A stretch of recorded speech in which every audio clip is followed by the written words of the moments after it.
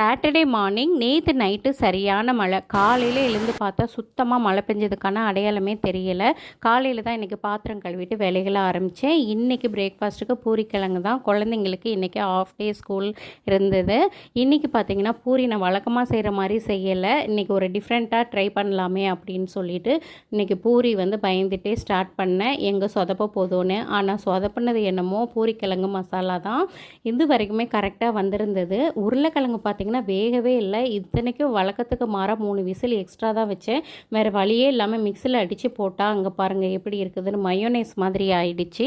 பசங்க எப்படி சாப்பிட போகிறாங்களோ, இன்னும் 10 நிமிஷம் தானே இருக்குது, இல்லைன்னா வேறு டிஷ் செஞ்சிடலாம் அப்படின்ட்டு பயத்துலேயே ஸ்டார்ட் பண்ணால் என் பையன் அவனாக வாயை திறந்து எப்படிம்மா செஞ்ச நல்லா இருக்குது அப்படின்னுட்டான்.